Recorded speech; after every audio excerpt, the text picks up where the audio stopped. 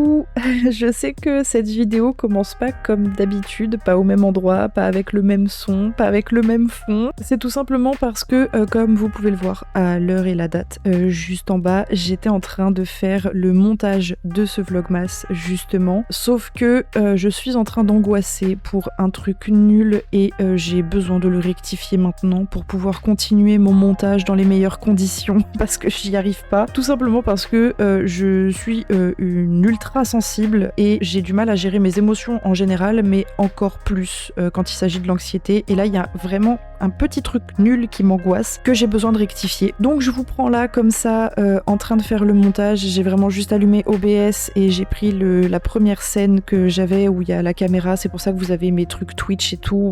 Mais on s'en fiche, on passe outre. Du coup, c'est juste que, comme certains l'ont peut-être déjà vu, notamment dans un des vlogs de Nina Quill, dans lequel elle expliquait que mon chéri lui avait envoyé un mail en lui expliquant un petit peu ma situation, comme quoi j'étais ultra démoralisée par rapport à YouTube, parce que ça fait 1 an et demi, bientôt 2, que je me suis lancée et que je fais ça pour la passion et parce que j'adore faire ça. Mais c'est vrai que j'ai un peu comme objectif de faire grandir une communauté. Je veux pouvoir toucher des gens, je veux pouvoir en parler avec des gens. Et un de mes objectifs premiers, c'est aussi de pourquoi pas pouvoir en vivre. Et pour l'instant, j'avais l'impression ces derniers temps de ne pas toucher grand monde, de stagner. Et du coup, j'étais un peu démoralisée. Et donc, mon chéri, dans un élan de bonté et de grande gentillesse, vraiment sans aucune arrière-pensée, ne m'a absolument pas prévenue, j'étais archi pas au courant. Il a envoyé quelques mails à certaines de mes booktubeuses préférées, et du coup, notamment Nina Quill, celle que je suis le plus, donc forcément il a pensé à elle, et c'est la première à avoir répondu et même à en avoir parlé dans sa vidéo, chose à laquelle il ne s'attendait absolument pas. Et du coup je l'ai découvert au moment où Nina a laissé un petit commentaire sous un de mes vlogmas. En fait mon chéri a envoyé ce petit mail un peu comme il l'a mis lui en objet du mail, comme une bouteille à la mer, parce qu'il s'attendait à aucune réponse, et il l'a juste envoyé dans l'optique d'expliquer la situation dans laquelle j'étais, comme quoi j'étais démoralisée, etc. Parce qu'il sait que ces personnes-là sont aussi passées par ce stade-là, et du coup, il voulait simplement que si ces personnes voyaient le mail, qu'elles, m'envoient un petit message sur Instagram si elles avaient le temps, simplement. Juste une petite attention, une petite connerie, même juste un petit commentaire. Il demandait pas spécialement une pub en vidéo, il demandait pas. Nina Quill l'a fait. Enfin, c'est pas vraiment une pub, juste elle en a parlé, et du coup, elle a énoncé ma chaîne. Et donc, forcément, depuis,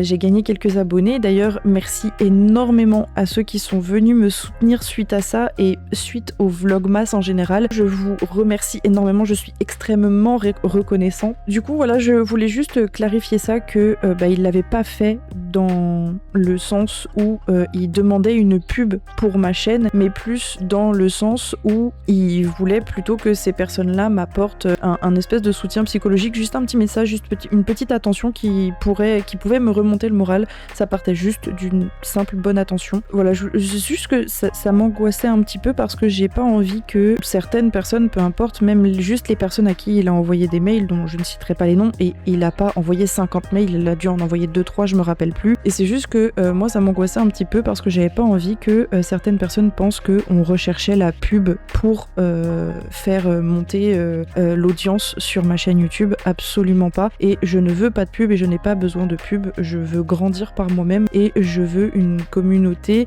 qui me suit pour ce que je suis et parce qu'elles aiment mes vidéos et pas parce que juste on a fait de la pub pour moi. J'ai pas envie que ça fonctionne comme ça. Et du coup voilà, c'est tout ce que je voulais rectifier parce que ça me stressait beaucoup.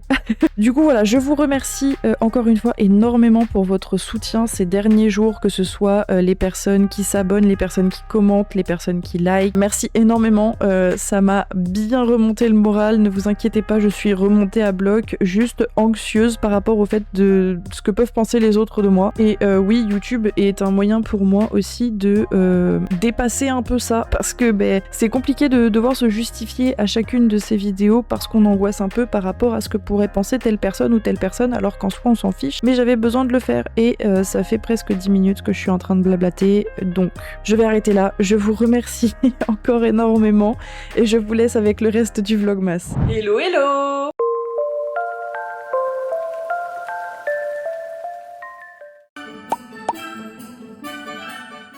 J'espère que vous allez tous très bien en ce 9e jour du calendrier de l'Avent. Ça va être compliqué de tenir jusqu'au 24 en sachant quel jour on est à chaque fois. Aujourd'hui ça va être très rapide parce que ça y est, le week-end est terminé. Même si pour vous il y a un petit jour de décalage, pour moi c'est la reprise de la semaine. Et donc aujourd'hui ça va être très rapide. Et du coup on va passer directement à l'indice qui est « Il fait humide ». Et donc pour cet indice j'ai pensé à 3 endroits. Il y a la salle de bain qui est juste derrière, qui est humide parce que les travaux ne sont pas finis et du coup on a une ouverture carrément sur les murs à proprement parler de la maison, parce que comme vous pouvez voir un peu partout derrière moi, en fait c'est des murs en placo. J'ai fait des vidéos travaux, je crois, qui sont un peu plus loin si vous avez le courage d'aller chercher. Autrement on a le placard à l'entrée où il y a le compteur électrique, et là c'est pareil, c'est un placard qui donne directement sur les murs de la maison, donc c'est très humide. Et sinon on a le grenier, mais ça m'étonnerait qu'il soit allé jusqu'au grenier pour cacher un livre. Du coup je vous propose qu'on commence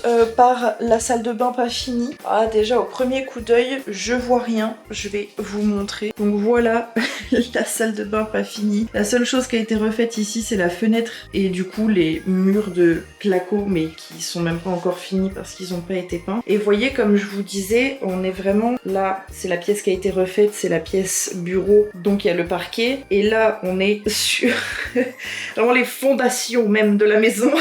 Et du coup vous voyez là c'est la partie où il y a machine à laver, sèche-linge, et donc du coup on est sur les murs, donc là c'est très humide. Bon du coup c'est visiblement pas dans cette pièce là. Du coup là le placard que je vous disais, vous voyez il est là, et là c'est pareil, ça m'étonnerait que ce soit là.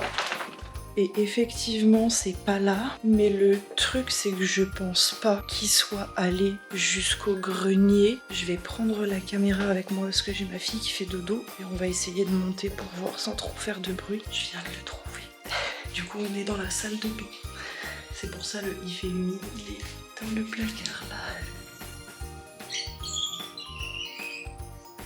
Le voilà! Et aujourd'hui, le 9 est bien écrit à l'endroit par rapport au papier cadeau. Du coup, je vais essayer de tourner le plan d'ouverture maintenant. Parce que certes, j'ai couché ma fille il y a maintenant bientôt 15 minutes. Donc si elle fait une sieste de 30 minutes, il me reste 15 minutes pour faire l'ouverture. Ça devrait suffire même si c'est le cas. Mais j'espère qu'elle dorme un peu plus longtemps. Parce qu'elle n'a pas fait de sieste ce matin. Et elle s'est endormie qu'à midi. Du coup je vais essayer, on va changer de plan pour faire l'ouverture.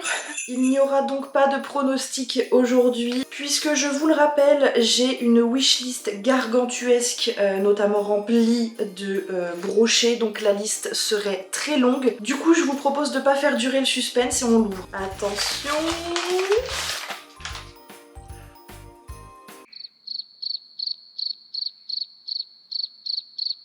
Attendez, je réfléchis. Je crois que je l'ai mis dans ma wishlist, mais j'avais mis l'intégrale. Et là, du coup, on est sur le tome 1 et 2, donc il manquera le tome 3. Mais je suis trop contente, du coup, il s'agit du Prince Captif. Là, c'est le tome 1 et 2 de S.C. Paca, c'est publié chez Brajlon. Et donc, pour le résumer, il devait être roi, il est devenu esclave. Damin, je suppose que ça se dit comme ça, est un héros pour son peuple et le légitime héritier du trône d'Akielos. Mais lorsque son demi-frère s'empare du pouvoir, Damin est capturé, dépouillé de son identité et offert comme esclave de plaisir au prince d'un royaume ennemi. Beau, manipulateur et létal, son nouveau maître, le prince Laurent, incarne ce qui se fait de pire à la cour de verre. Mais dans la toile mortelle de la politique vérétienne, les apparences sont trompeuses, et lorsque Damin se retrouve pris dans un jeu de pouvoir pour le trône, il doit s'allier à Laurent afin de survivre et sauver son royaume. Sans jamais oublier cette règle, cacher sa véritable identité à tout prix. Car l'homme dont il a besoin est celui qui a le plus de raisons de le haïr.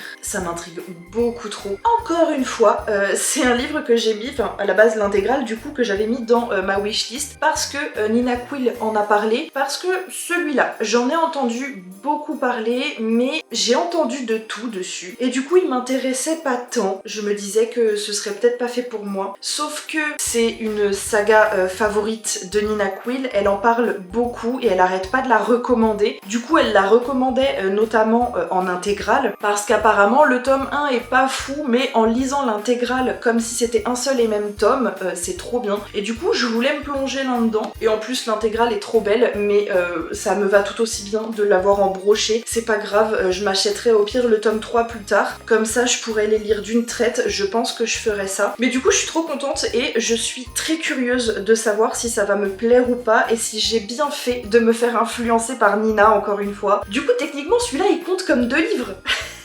Aujourd'hui du coup je sais pas si vous aurez d'autres plans dans ce vlog. À la rigueur ce soir je vais aller chercher mes lunettes, enfin je vais aller essayer des lunettes pour voir si je peux trouver des lunettes qui me plaisent, parce que ça fait trop longtemps que j'ai perdu les miennes et je les ai toujours pas refaites, donc là j'ai enfin l'ordonnance, je vais pouvoir y retourner pour éviter de me taper des migraines quand je fais du montage. Peut-être que je vous mettrai des plans si je pense à filmer, sinon du coup on va s'arrêter là et je vais y aller vite parce que ma fille est déjà en train de se réveiller malgré qu'elle n'ait pas fait de sieste ce matin. Je vais me dépêcher, je vais ajouter ce beau bébé à la pile à lire des Bookmas. Je vous souhaite un excellent mois de décembre et au cas où on ne se revoit pas, je vous dis à demain pour une nouvelle chasse et une nouvelle ouverture. Se cache la vraie vie. Ne parlons pas de Bruno. Les glaciers sont des rivières de glace. Les glaciers sont des rivières de glace. Je te cherche. Pour toi, j'irai partout. Que peut-on rêver de mieux? Merci, oui, vous l'aurez compris, moi j'ai un rêve. Code d'ouverture. C'est à mon tour d'ouvrir. Encore des Kinder. Encore des Kinder, Oui, oui. non. Nos variations, c'est Ouais. c'est pas mauvais. Hein. Sinon, lycée Berserk, c'est super bien. Alors, moins de 18 plus, hein, attention. Je te pique ton job, ça te dérange pas. Franchement, les dessins ils sont sympas. Oh, il peut y avoir des trucs un peu olé olé. Bon, il y a un peu de sang et des trucs un peu choquants, donc tournez les yeux, les enfants. Voilà.